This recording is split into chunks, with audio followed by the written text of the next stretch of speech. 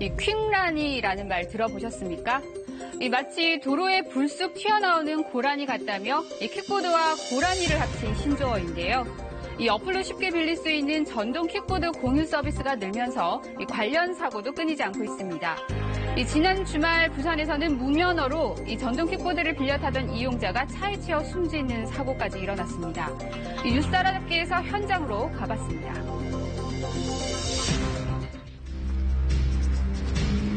지난 10일 새벽 부산 해운대구의 한 아파트 앞도로. 이 횡단보도 앞에 한 남성이 전동 킥보드를 탄 채 서 있습니다. 이 좌우를 살피던 이 남성 빨간불인데도 횡단보도를 건너더니 잠시 뒤 달려오는 차량에 부딪히고 맙니다. 소리가 나가지고 직감적으로 사고가 난 것 같아가지고 쫓아 내려가 보니까 사람이 누워 있더라고요. 중앙분리대 쪽 유턴 차선에 사람은 누워 있고. 이 퀵보드를 탔던 이 남성 구급차에 실려 병원으로 옮겼지만 결국 숨지고 말았습니다. 경찰 조사 결과 이 남성은 면허도 없는 데다 헬멧도 쓰지 않았던 것으로 나타났는데요.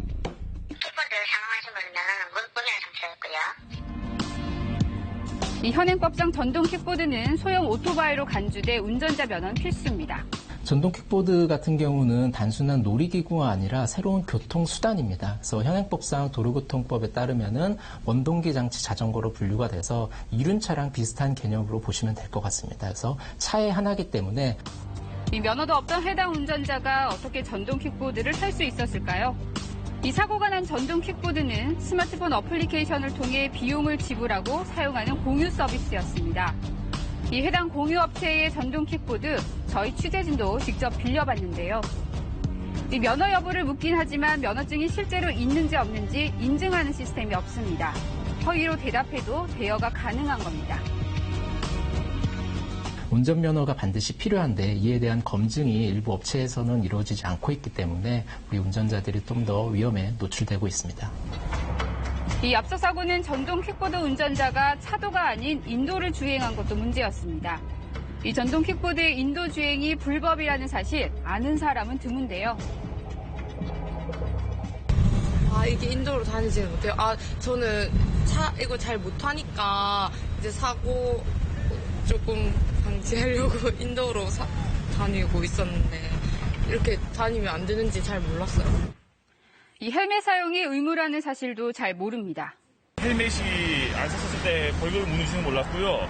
헬멧을 들고 다니면서 이런 걸 이용하기는 불편함도 있었고 생각을 못 해봤었습니다. 이 시속 25km 이상 달릴 수 없는 속도 제한 장치가 있긴 하지만 이 자전거보다 빠른 만큼 사고 위험은 더 높을 수밖에 없습니다. 인도 원래 그 전동차를 인도 다니는 거 아니잖아. 엄청 속도 많이 내던데. 인도로 다니죠. 별로 안 다녀요. 이 음주운전에도 속수무책인데요.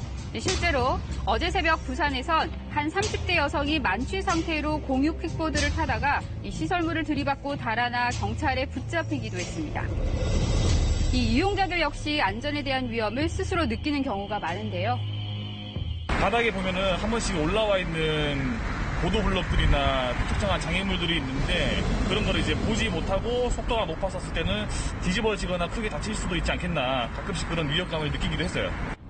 하지만 공유 서비스 특성상 관리가 쉽지 않습니다.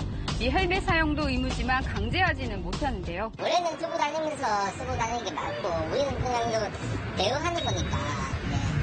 그보다 우리가 헬멧이나 이런 거를 딱히 뭐 대여할 수 있는 방법이 없거든요. 묶어놓을 수도 있는. 이 상황이 이렇다 보니 보행자와의 사고는 끊이지 않습니다. 지난달 말 인도를 걷던 중 골목에서 튀어나온 전동 킥보드와 부딪힌 20대 B씨.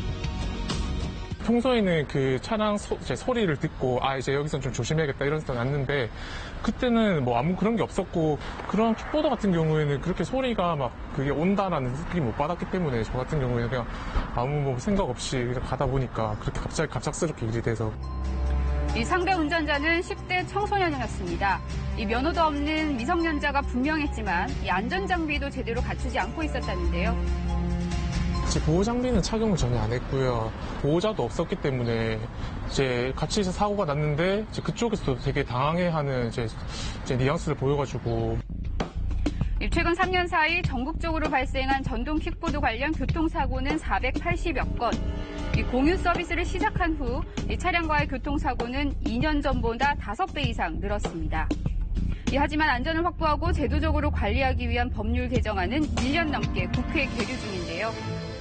이 공유 서비스를 통해 새로운 교통수단으로 자리 잡으며 이용 인구가 늘고 있는 전동 킥보드. 이제는 거리의 무법자란 오명을 씻고 이 안전하게 탈 수 있는 보다 구체적인 제안을 모색해 봐야 하지 않을까요?